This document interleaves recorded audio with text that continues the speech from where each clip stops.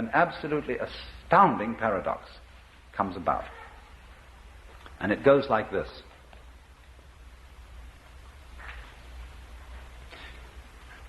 We know on the one hand that human love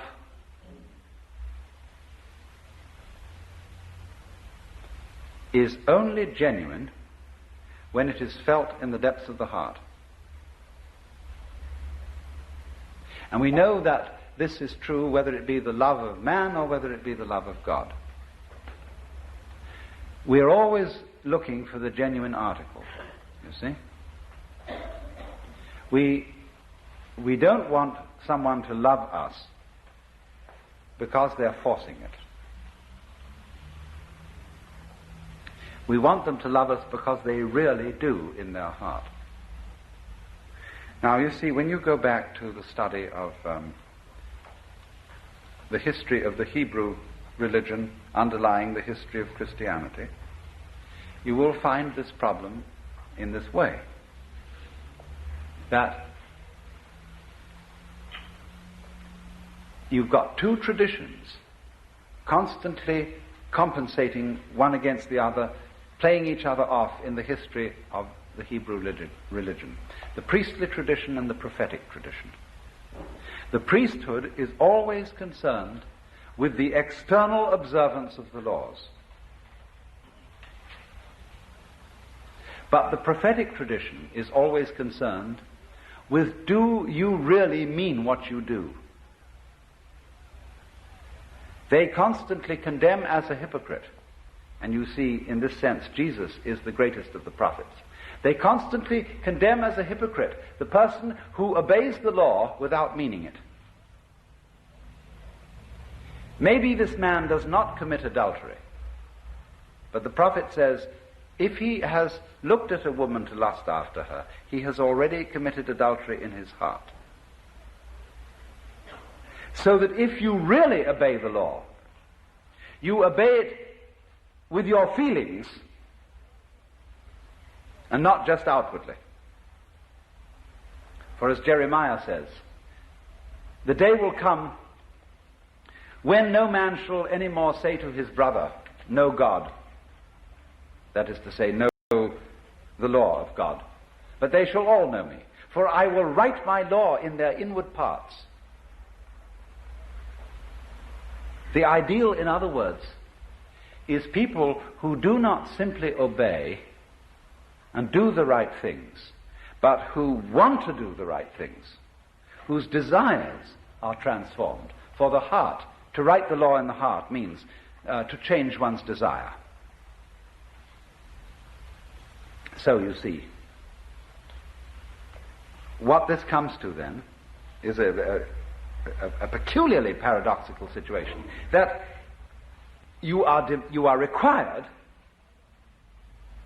by law to be completely honest. And more than that, you are required by law to be loving and honestly loving. You must love God and love your neighbor honestly, not forcing it, not pretending to it, not being a hypocrite.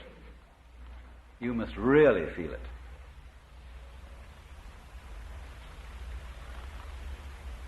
Now that, you see, is where the astonishing conflict occurs between the mystic and the moralist. For the moralist knows that he has to be more than a legalist. He has to be more than one who insists that the outward observance of the law be kept to. Luther said that the law which requires that inward compliance is the most terrible thing. He based a great deal of his philosophy on an attack on the idea that one's own inner feeling could be commanded.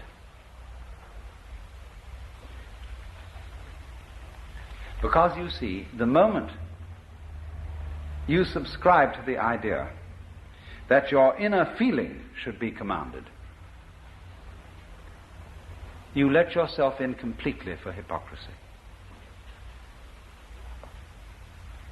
If you see, you tell another person that you love them, because you know you're supposed to love them, and in fact in your heart you don't love them, you're a liar. And therefore,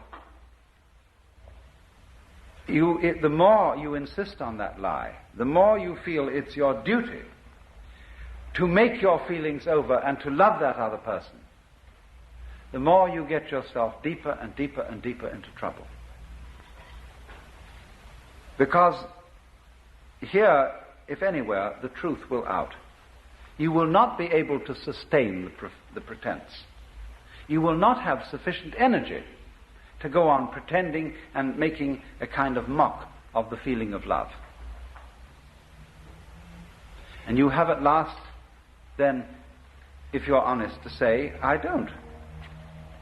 It doesn't matter whether this is to some other human being or whether in a religious situation you have to sit back and look at the Lord and say, Lord, I don't love you. I think you're a bore.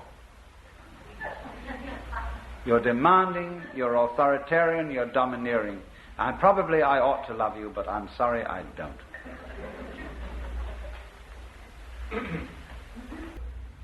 I'm not doing this for you because I love you or because I like you. I'm doing it for you because the book says I must. Now that puts it up to the other person, who has to look within himself and say, honestly, ought I to accept this favor from this person? Or ought I to go about seeing how I could provide myself with these conveniences? He may say, I understand you don't like doing this, but excuse me, I'm in a terrible jam, and I will be most beholden to you if for a little while yet you will go against your feelings and help me out.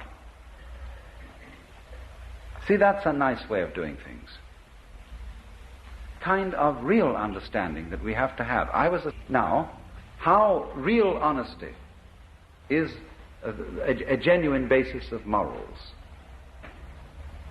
Real honesty is always not pretending that your feelings are other than they are. We know, as we deal with situations practically, that we may have to do things that go against our feelings. And it's the same with helping people when you have to, whom you don't like, you don't want to help, but on the whole, it's rather necessary to do so.